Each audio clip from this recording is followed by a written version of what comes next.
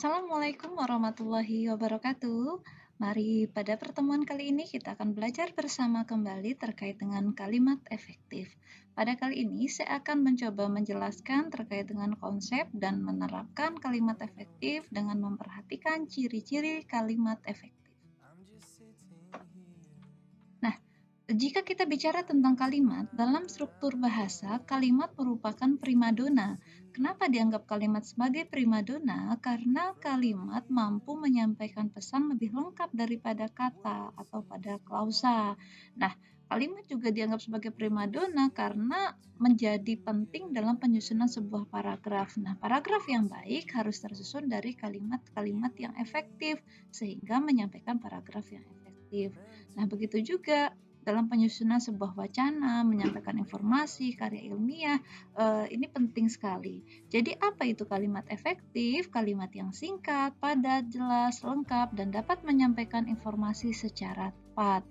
Nah, jika Anda bertutur dalam keseharian, ini menjadi penting. Nah, maka kalau kita lihat, hakikat kalimat efektif itu apa? Kalimat efektif ini secara sadar dan sengaja disusun sedemikian rupa untuk mencapai daya informasi yang tepat. Jadi ingat, orang membuat kalimat efektif ini pasti secara sadar dan sengaja. Jadi harus butuh pemikiran yang baik karena apa yang ketika disampaikan itu harapannya informasi yang dapat diterima orang itu secara tepat dan baik. Nah, melalui penggunaan kalimat efektif, pembaca ataupun pendengar, jadi tidak hanya dalam komunikasi tulis ya kalimat efektif, tapi dalam bertutur pun kita perlu menggunakan informasi agar pendengar mudah menerima dan memahami informasi sebagaimana yang dimaksudkan oleh pembicara ataupun yang menulis seperti itu. Baik, sekarang kita akan lanjutkan seperti yang saya katakan tadi terkait dengan ciri-ciri kalimat efektif. Nah, untuk mencapai kemampuan menulis kalimat dengan efektif atau mampu menerapkan dalam penulisan kalimat, Anda harus memahami ciri-ciri ini agar tidak menyalahi ketika menulis sebuah kalimat. Artinya, kalimat itu harus memiliki kesatuan, kehematan, kesepadanan, kesejajaran, kecermatan, dan kelogisan. Baik, kita akan melihat satu persatu. Kesatuan ini adalah terkait dengan kesatuan gagasan. Yang disebut kesatuan gagasan, ini mohon maaf ya maksudnya subjek, memiliki subjek, predikat, serta unsur-unsur lain yang saling mendukung serta membentuk kesatuan tunggal. Nah, kepaduan pernyataan dalam kalimat itu sehingga informasi yang disampaikan tidak terpecah-pecah. Maka yang disebut kesatuan gagasan itu adalah subjek, predikat itu harus jelas. Karena apa? Dia harus mendukung kesatuan tunggal, nggak boleh ganda, nggak boleh ambigu maksudnya. Jadi informasi yang diterima itu satu. Anda perhatikan contoh berikut. Ini lihat penggunaan aspek antara agen dan verba, antara subjek dan predikat. Soal itu saya kurang jelas. Soal itu sudah subjek fungsinya. Lalu kurang jelas sudah predikat. Nah, di sini ada keterangan aspek saya. Nah, saya di sini menjadi mengganggu. Mana yang menjadi subjek? Subjeknya menjadi dua, maka dia dianggap kalimatnya tidak efektif. Nomor B misalnya juga, penyusunan laporan itu saya dibantu oleh para dosen. Ini juga tidak efektif, meskipun mungkin secara biasa Anda melihat ini efektif, tapi ini tidak efektif karena ada dua subjek. Penyusunan laporan itu subjek, lalu saya juga subjek. Jadi kalau sebaiknya Anda bisa ganti kalimat ini. Misalnya, penyusunan laporan itu dibantu oleh para dosen, sayanya dihilangkan saja, misal seperti itu lebih gampang. Oke, kita lanjut. Hal yang menyebabkan kalimat tidak satu gagasan adalah penyisipan kata antara predikat dan objek. Ini juga mengganggu. Misal gini, pembawa acara membicarakan daripada masalah vikinisasi. Saya nggak tahu Anda masih ingat dengan tidak kasus vikinisasi itu waktu zaman pakai isasi semua ya, Vicky Prasetyo misalnya seperti itu. Itu kan menjadi tren sekali saat itu ya. Tapi yang menjadi topik yang saya maksud di sini adalah kata daripada. Pembawa acara membicarakan, kan itu sudah predikat. Setelah predikat apa? Langsung saja objek, nggak usah bahas daripada. Pembawa acara membicarakan masalah vikinisasi, gitu saja misalnya. Topik yang lain bisa diganti ya dalam kalimat, tapi yang menjadi salah di sini adalah kata daripada. Lanjut, makalah ini akan membahas tentang peluang usaha pada pengusaha baru. Terlihat tidak salah, tapi Anda perhatikan kata tentang. Kata tentang itu bisa dihilangkan saja. Jadi itu membuat kalimat tidak aktif ya. Kita lanjutkan. Kesatuan gagasan ini intinya memiliki subjek, predikat yang saling mendukung serta membentuk kesatuan tunggal tadi ya. Tadi ini sudah saya jelaskan tadi terkait contohnya. Baik. Kita lanjutkan kehematan. Kalimat efektif itu tidak boleh menggunakan kata-kata yang tidak perlu berlebihan, atau penggunaan kata berlebihan hanya akan menggamburkan maksud. Jadi intinya tidak bertele-tele ya, harus singkat dan padat. Yang dimaksud singkat itu bukan berarti hanya pendek, tapi hanya unsur yang diperlukan saja. Yang dimaksud dengan padat itu penuh informasi, tidak terjadi pengulangan. Nah, penghematan di sini memiliki arti hemat pada kata yang tidak diperlukan sejauh tidak menyalahi kaidah. Ada beberapa kriteria. Pertama, terkait dengan yang tadi ya, tidak boleh mengulang subjek, kemudian menghindarkan subordinat pada hiponimi kata. Misalnya kata merah itu kan sudah mencakup warna. Maka ketika Anda menggunakan ia memakai baju warna merah, dapat dihemat menjadi ia memakai baju merah. Jadi warnanya dihilangkan saja. Penghematan kata dapat dilakukan dengan cara menghindarkan kesinoniman juga. Nah, seringkali kita ya, misalnya, ayo turun ke bawah. Kalau turun kan sudah pasti ke bawah, gini misalnya ya. Penghematan dapat dilakukan dengan cara tidak menjamakkan kata-kata yang jamak. Mahasiswa kan sudah jamak, nggak usah pakai kata para. Atau jika sudah pakai kata para, mahasiswanya satu kali saja. Sama dengan kata hadirin. Kata hadirin kan sudah jamak, jangan tambah kata para, seperti itu ya. Lalu keparalelan ini terkait penting sekali diperhatikan dalam sebuah kalimat. Jika kita menggunakan bentuk atau sebuah imbuhan, ini harus paralel, jadi harus sama. Jadi kalau misal katanya kata nomina, nomina, verba, verba, seperti itu. Anda perhatikan contoh berikut.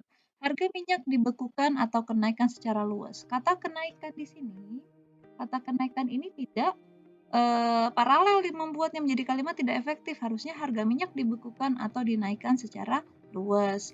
Yang B, kesalahannya terlihat pada sedikit ya. Tahap terakhir penyelesaian gedung itu adalah kegiatan pengecatan tembok, memasang penerangan, pengujian sistem pembagian air dan pengaturan tata ruang. Mana yang lihat di sini sudah menggunakan kata pengecatan tembok, memasang penerangan, pengujian sistem pembagian air dan pengaturan tata ruang. Anda lihat mana yang tidak tepat di sini? Harusnya memasang ini menggunakan kata pemasangan gitu ya. Oke, jadi sama-sama ya semua. Kita lanjut sepadan. Nah, yang disebut sepadan ini adalah subjek, predikat juga harus jelas, selalu menjadi kata kunci ya. Dalam kalimat efektif itu subjek dan predikat harus jelas. Kalau tidak, maka akan mengaburkan maksud. Misalnya, penggunaan kata dalam, di, atau kata-kata keterangan di awal kalimat itu membuat subjek menjadi tidak jelas, maka harus hati-hati. Lalu subjek nggak boleh ganda, penghubung intra kalimat tidak dipakai dalam kalimat tunggal, predikat kalimat tidak didahului kata yang. Nah, kata-kata seperti ini membuat kalimat tidak sepadan. Jadi kalau Anda sudah menggunakan predikat, jangan beri kata yang. Misalnya, saya yang menjemur baju itu. Jadi kan di situ subjek semua. Atau kakak menulis PR. Kalau Anda tambahkan kata yang setelah kata kakak yang menulis PR, itu tidak jadi kalimat, semuanya subjek, misalnya begitu ya. Kemudian kata selanjutnya adalah kecermatan, ciri-cirinya selanjutnya. Kecermatan ini intinya adalah cermat dalam pemilihan kata, artinya jelas secara struktur, makna, bersifat jelas, tidak menimbulkan ambiguitas bermakna ganda. Anda lihat contohnya ini tidak cermat. Yang diceritakan menceritakan tentang, waduh ini parah sekali nih kalimat. Anda bisa efektifkan dia dengan menghilangkan kata-kata yang tidak penting ya, bisa seperti itu. Misalnya langsung saja sebutkan subjeknya siapa yang menceritakan, misalnya Pak Abdul menceritakan kisah Putri Raja, langsung saja begitu. Lalu nomor 2, dia adalah istri Pak Lurah yang baru. Ini menjadi ambigu, yang baru itu Pak Lurah atau istrinya, yang jadi masalah ya. Jadi harus hati-hati dalam menulis kalimat. Terakhir, logis. Jadi kalimat efektif itu juga harus logis dan sesuai dengan akal sehat, sesuai dengan ejaan. Mana yang tepat ini? Waktu dan tempat saya persilakan. Apakah waktu dan tempat bisa berbicara? Ya, ini sering kali kita temukan dalam keseharian, tapi mudah-mudahan kita menjadi lebih logis lagi dalam berbahasa. Yang dipersilakan siapa? Misalnya, nih, Rektor Universitas Jember kami persilakan untuk memberikan sambutan. Jelas yang disuruh adalah orangnya. Nah, jadi tidak logis ini contoh yang lain tidak logis untuk mempersingkat waktu tidak bisa disingkat. Biasanya untuk mengefektifkan waktu. Hermawan Susanto menduduki juara. Apakah juara diduduki? Ya, jadi sebenarnya Hermanto memperoleh atau mendapatkan. Dengan puji syukur kepada Tuhan, ini kan kalimat simsalabim ya. Jadi harusnya langsung saja puji syukur kepada Tuhan, bukan menggunakan kata dengan. Gitu ya. Oke, baik, mudah-mudahan ciri-ciri tadi dapat dipahami. Nah, sekarang kita akan melihat sebenarnya secara umum yang menyebabkan kalimat itu tidak efektif apa. Pertama, kontaminasi, penguasaan bahasa yang lebih dari satu juga bisa. Lalu ketidaktelitian tidak biasa juga ya. Kemudian pleonasme, kemudian gagasan tidak satu karena biasanya terlalu banyak hal yang dipikirkan jadi tidak fokus. Kemudian salah nalar, tadi tidak logis, kesalahan pembentukan kata dan kesalahan penggunaan kata penghubung gitu ya, atau di sini saya sebut dengan konjungsi seperti itu.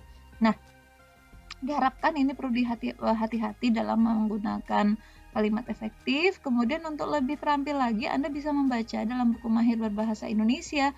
Untuk ciri-ciri itu ada tambahan lagi, kalau saya tidak salah ada 2 lagi. Intinya untuk Anda lebih terampil, rajinlah latihan dan ketika menulis memperhatikan ciri-ciri kalimat efektif tersebut. Nah, bukan berarti dalam satu kalimat semua ciri-cirinya ada ya. Intinya kalimat efektif itu jelas dan bisa dipahami, informasinya dapat dipahami oleh pembaca. Oke, ke minggu lalu saya sudah meminta Anda mengerjakan latihan ini. Kita coba bahas ya, mudah-mudahan bisa menyimaknya. Nomor 1 ini salah, buku itu saya letakkan di atas meja ini. Contoh tadi saya katakan adanya unsur keterangan ya, jadi subjeknya ganda. Anda bisa ganti kalimat ini, buku itu diletakkan di atas meja, atau saya meletakkan buku di atas meja, bisa seperti itu. Nomor 2, pagi ini aku pergi ke kampus. Nah, pagi ini langsung saja aku pergi ke kampus pagi ini, bisa ya. Nomor 3, semua mahasiswa tidak ada yang tidak datang, artinya semua mahasiswa hadir. 4, banyak para tamu yang hadir membawa pakaian batik. Ini membawa pakaian atau memakai, ini harus dijelaskan. Jadi banyak para juga tidak efektif ya. Langsung saja para tamu yang hadir menggunakan batik misalnya begitu. Karena pakaian sudah juga disebut dengan bagian dari batik, misalnya seperti itu lebih efektif juga ya. Pada akhirnya para koruptor mengakui akan kesalahannya. Anda bisa berikan koma misalnya pada akhirnya para koruptor mengakui kesalahannya, gitu saja. Untuk menyingkat waktu tidak efektif, maka Anda bisa katakan untuk mengefektifkan waktu, acara pagi hari ini segera kita mulai. Atau marilah acara pagi hari ini kita mulai. Nggak usah pakai kata segera karena sudah marilah gitu ya. Atas perhatian saudara atau seperhatiannya, saya mengucapkan terima kasih. Jangan pakai beribu-ribu ya. Kemudian larutan ini dapat menghilangkan. Nah, menghilangkan ini kan tidak jelas ya, tidak salah, diksinya tidak tepat. Jadi larutan ini dapat larutan ini dapat mengobati sariawan dan bibir pecah-pecah. 9 ini sudah kita bahas juga minggu lalu. Puji syukur kehadirat Allah Subhanahu wa taala misalnya atas segala rahmatnya, akhirnya makalah ini dapat diselesaikan. Nomor 10, kami tidak paham mengapa teori itu digunakan. Nah, kata mengapa ini mengganggu ya, tidak boleh ada kata-kata seperti ini. Kami tidak memahami penggunaan teori itu, misalnya bisa. Atau mengapa teori itu digunakan? Anda buat jadi kalimat tanya bisa kalau pakai kata mengapa. Nah, baik, itu ulasan dari saya terkait latihan 10 soal ini. Mudah-mudahan betul semua dan tetap semangat untuk terus latihan. Ini hanya kalimat sederhana dan cobalah terus ketika selesai menulis berikan waktu untuk membaca kembali karena memang tidak ada tulisan yang sekali jadi ya. Anda harus terus rajin membacanya dan mengeceknya lagi. Mudah-mudahan bisa dapat dipahami. Terima kasih atas perhatiannya. Tetap semangat, salam sehat, dan salam sukses buat semuanya. Wassalamualaikum warahmatullahi wabarakatuh.